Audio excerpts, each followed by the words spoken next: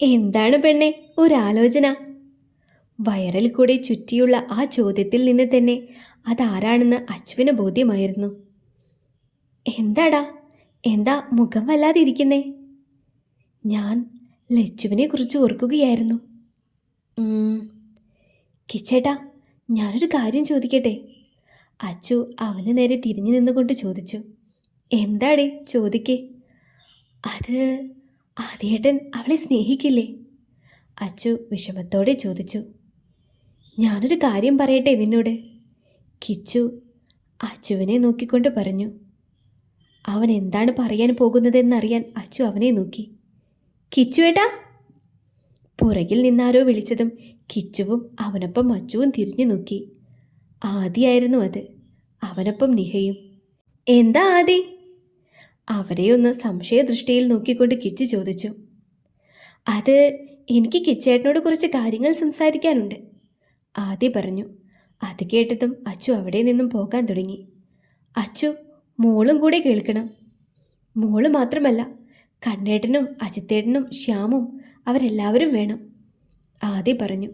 അവന് പറയാനുള്ളത് സീരിയസ് ആയിട്ടുള്ള കാര്യമാണെന്ന് അവർക്ക് തോന്നി. ബാക്കിയുള്ളവരെ വിളിച്ചു കൊണ്ടുവരാൻ കിച്ചു അച്ചുവിനെ പറഞ്ഞു വിട്ടു. തിരികെ അച്ചു വരുമ്പോൾ അവൾക്കൊപ്പം കണ്ണനും അജിത്തും പ്രണവും ശിവയും ഗിരിയും ശ്യാമും ഉണ്ടായിരുന്നു. അജിത്ത് സംശയത്തോടെ ആദിയെയും അവനൊപ്പം നിൽക്കുന്ന നിഹായെയും നോക്കി. എനിക്ക് നിങ്ങളോട് കുറച്ച് സംസാരിക്കാനുണ്ട്, ആദി പറഞ്ഞു. അവൻ്റെ മുഖം പതിവിലും ഗൗരവമാണെന്ന് അവർക്കെല്ലാവർക്കും മനസ്സിലായി. ആദിക്ക് നിങ്ങളോട് ഒറ്റയ്ക്ക് സംസാരിക്കാനൊരു മടി, അതാണ് ഞാനും കൂടെ വന്നത്, തന്നെ നോക്കുന്നവരോടായി നിഹ പറഞ്ഞു. നമുക്ക് എവിടെയും ഇരുന്ന് സംസാരിക്കാം, കണ്ണൻ പറഞ്ഞു. അത് ശരിയെന്ന പോലെ ഗാർഡനിലെ ഒരു ടേബിളിന് ചുറ്റുമായി അവരെല്ലാവരും ഇരുന്നു. അച്ചു കിച്ചുവിൻ്റെ തൊഴിൽ ചാരിക്കിടന്ന് ആദി പറയാൻ തുടങ്ങുന്നത് ശ്രദ്ധിച്ചു. ആദി നിഹയുടെ കയ്യിൽ മുറുകെ പിടിച്ചു. ശ്യാമേ, ആദ്യം എനിക്ക് നിന്നോടാണ് പറയാനുള്ളത്. ഞാൻ നാട്ടിലേക്ക് വന്നത്, അതായത് ഡിഗ്രിക്ക് പഠിക്കുമ്പോഴാണ് നമ്മൾ തമ്മിൽ ഫ്രണ്ട്ഷിപ്പ് ഉണ്ടാകുന്നത്. എന്നാൽ ഇത്ര നാളായിട്ടും എൻ്റെ ഫാമിലിയെ പറ്റി ഞാൻ നിന്നോടൊന്നും പങ്കുവച്ചിട്ടില്ല. പക്ഷേ ഇന്ന് ഞാൻ എന്താണെന്നും എൻ്റെ ലൈഫ് എന്താണെന്നും ഫാമിലി എന്താണെന്നും നിങ്ങൾ അറിയണം, അതെനിക്ക് തോന്നി, ആദി നിഹയുടെ കയ്യിൽ മുറുകെ പിടിച്ചുകൊണ്ട് പറഞ്ഞു. എല്ലാവരും അവൻ എന്താ പറയാൻ പോകുന്നത് എന്ന് കേൾക്കാനായി ധൃതിപ്പെട്ടു. എൻ്റെ പപ്പയുടെ ഫാമിലി ഡൽഹിയിൽ സെറ്റിൽഡാണ്. പപ്പയ്ക്ക് ഒരു ബ്രദറും 2 സിസ്റ്റേഴ്സുമാണ്. ഒരു മതിൽക്കെട്ടിലുള്ള 4 വീടുകൾ. എനിക്ക് 6 മാസം പ്രായമുള്ളപ്പോഴാണ് മമ്മിയെയും എന്നെയും കൊണ്ട് പപ്പ ഡൽഹിയിലെത്തുന്നത്. പപ്പയുടെ സിബ്ലിങ്സും അവരുടെ പാർട്ട്നേഴ്സും ഏകദേശം ഒരേ സ്വഭാവക്കാരാണ്. കർക്കശരായ ഫാമിലി എന്ന് വേണേൽ പറയാം. കാശിന് വേണ്ടി ജീവിക്കുന്നവർ. രാവിലെ ജോലിക്ക് പോയി രാത്രി ഏറെ വൈകിയാണ് വീട്ടിലെത്തുക. ജോലിയും ക്ലബ്ബുമായി ജീവിതം ആസ്വദിക്കുന്നവർ. അതിനിടയിൽ സ്വന്തം മക്കളെ ഒന്ന് സ്നേഹിക്കാനോ ലാളിക്കാനോ മറന്നുപോയവർ. അതാണ് എൻ്റെ പപ്പയും മമ്മിയും. എൻ്റെ മാത്രമല്ല, ഇവളുടെയും. ഷർട്ടിൻ്റെ സ്ലീവിൽ കണ്ണുകൾ തുടച്ചുകൊണ്ട് ആദി പറഞ്ഞു.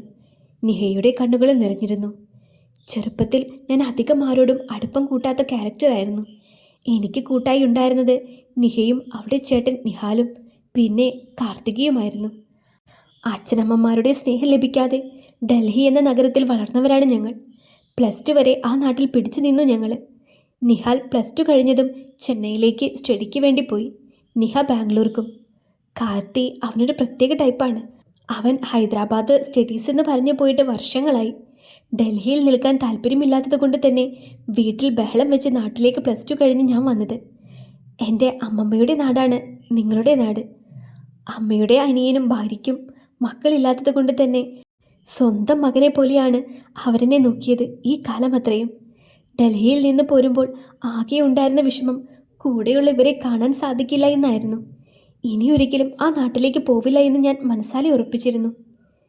ഡിഗ്രിക്ക് ആദ്യമായി ഞാൻ ആ കോളേജിൽ ചേർന്നപ്പോൾ ആദ്യം പരിചയപ്പെടുന്നത് ശ്യാമിനെയാണ്. അന്ന് മുതൽ ഇന്ന് വരെ എന്തിനും കൂട്ടായി ഇവനുണ്ടായിരുന്നു. പക്ഷേ എൻ്റെ പല കാര്യങ്ങളും തുറന്നു പറയാൻ എനിക്ക് പേടിയായിരുന്നു. ഇവർ 3 പേരല്ലാതെ ഒരാൾ ലൈഫിലേക്ക് ഇത്രയും ഇമ്പോർട്ടൻ്റ് ആയിട്ട് വന്നപ്പോൾ എൻ്റെ കാര്യങ്ങൾ പറഞ്ഞാൽ തന്നിൽ നിന്ന് അകലുമോ എന്ന് കരുതി പറയാൻ ഇത്രയും നാൾ മടിച്ചത്. സംസാരിക്കുമ്പോൾ ആദിയുടെ കണ്ണുകൾ നിറയുന്നത് എല്ലാവരെയും വിഷമിപ്പിച്ചു. ശ്യാമിനെ പോലെ തന്നെ ലൈഫിലേക്ക് അപ്രതീക്ഷിതമായി വന്ന ഒരാളാണ് ഗൗരി.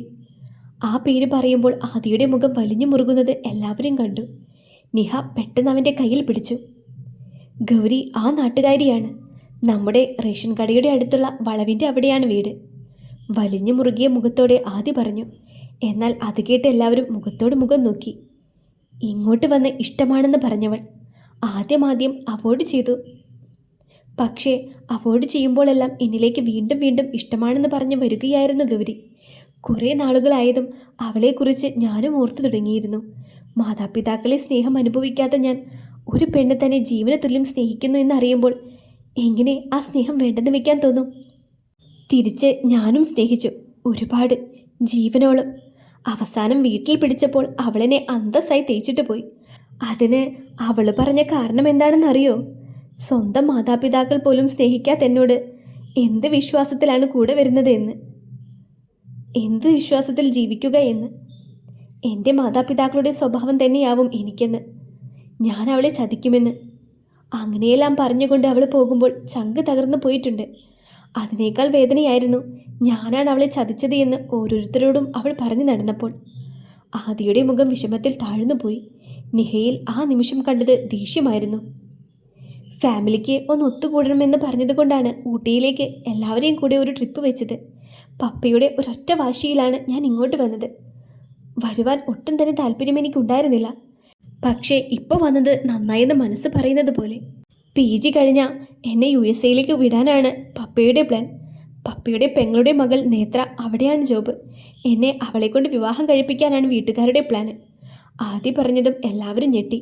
അവർക്ക് മുന്നിൽ മിഴിവോടെ ലച്ചുവിൻ്റെ മുഖം തെളിഞ്ഞു വന്നു. അച്ചുവിൻ്റെ കൈകൾ കിച്ചുവിൽ മുറുകി. പക്ഷേ എൻ്റെ മനസ്സിൽ നേത്രയില്ല. കാരണം എൻ്റെ മനസ്സിൽ ഒരു പെണ്ണുണ്ട്. ഞാൻ ഇഷ്ടമല്ല എന്ന് പറഞ്ഞിട്ടും എൻ്റെ പിന്നാലെ വരുന്നവൾ. ഗൗരി പോയതിനു ശേഷം ലൈഫിൽ ഒരു പെണ്ണുണ്ടാകില്ല എന്ന് തീരുമാനിച്ചെനിക്ക് അവളിൽ ഇഷ്ടം തോന്നിയത് എങ്ങനെയാണെന്ന് എനിക്കറിയില്ല.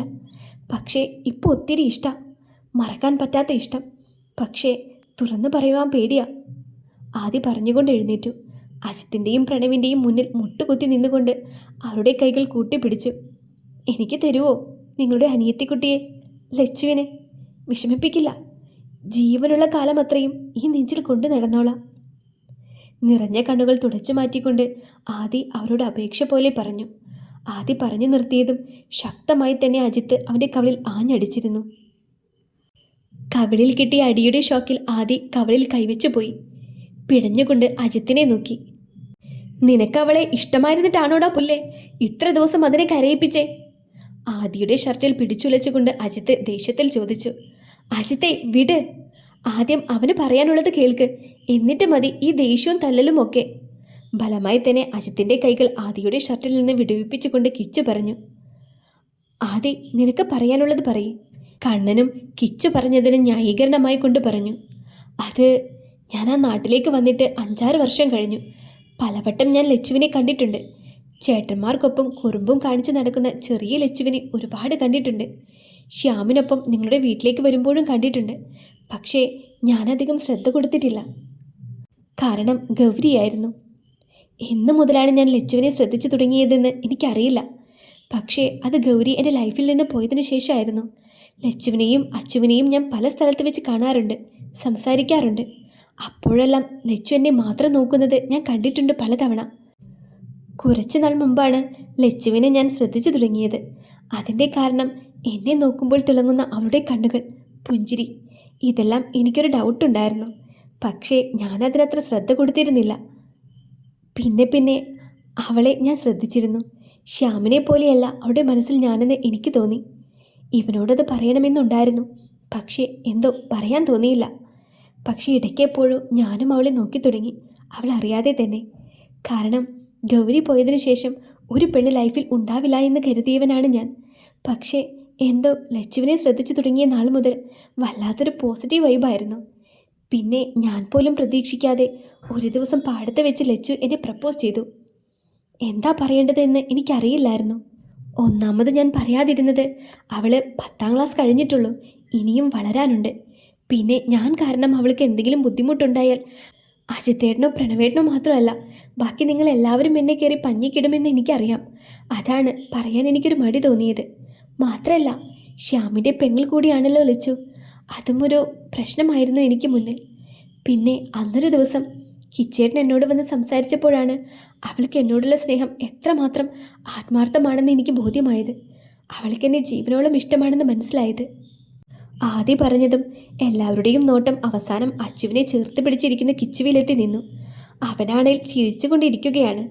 അപ്പോഴാണ് എൻ്റെ ഉള്ളിലുള്ളതും ലച്ചു അറിയണമെന്ന് എനിക്ക് തോന്നിയത്. അതിൽ ഞാൻ സഹായം ചോദിച്ചതും കിച്ചേട്ടനോടായിരുന്നു. അങ്ങനെയാണ് അന്ന് അമ്പലത്തിൽ വെച്ച് ലച്ചുവിനെ പ്രപ്പോസ് ചെയ്യാമെന്ന് കരുതിയത്. നേരിട്ട് പറയാൻ എനിക്ക് അല്പം ബുദ്ധിമുട്ടുള്ളത് കൊണ്ട് കിച്ചേട്ടനാണ് പറഞ്ഞേ ഒന്ന് വട്ടാക്കിയതിന് ശേഷം പറഞ്ഞാൽ മതിയെന്ന്. അതാണ് എനിക്ക് വേറെ ഒരാളെ ഇഷ്ടമാണെന്ന രീതിയിൽ അവരോട് പറഞ്ഞു തുടങ്ങിയത്. എന്നാൽ പറഞ്ഞത് മുഴുവനാക്കാൻ എനിക്ക് പറ്റിയില്ല. ഒരു ഹോസ്പിറ്റൽ കേസ് വന്നു. പിന്നെയാണ് പറഞ്ഞത് കൂടിപ്പോയി എന്ന് എനിക്ക് തോന്നിയത്. അവളെ കണ്ട് എല്ലാം തിരുത്തണമെന്ന് കരുതിയതാ. അപ്പോഴാണ് ഒരു ദിവസം ജംഗ്ഷനിൽ വെച്ച് എന്നെ കണ്ടപ്പോൾ അജിത്തേട്ടനെ ദേഷ്യത്തിൽ നോക്കിപ്പോയത്. പിന്നെ ലച്ചുവിനെ അതിന് ശേഷം പുറത്തൊന്നും കണ്ടിട്ടുമില്ല. പിന്നെ ഞാനും കുറച്ച് ബിസിയായിപ്പോയി. ഇങ്ങോട്ട് വരാൻ പപ്പ നിർബന്ധിച്ചു കൊണ്ടിരിക്കുകയായിരുന്നു. ആദി പറഞ്ഞു നിർത്തി. എല്ലാവരുടെയും നോട്ടം കിച്ചുവിലാണ്. നിനക്കപ്പോൾ ഇതൊക്കെ അറിയാമായിരുന്നോ? കിച്ചുവിന് നേരെ കണ്ണൻ്റെ ചോദ്യം വന്നു. ഓൾമോസ്റ്റ് അറിയായിരുന്നു. എന്നിട്ടാണോ ആ കൊച്ചിനെ ഇങ്ങനെ കരയിപ്പിച്ചേ? എടാ, അത് കുറേ നാളായി അവളും ഈ പിശാശും കൂടെ ആദിയോട് സംസാരിക്കാൻ എന്നോട് പറയുന്നു.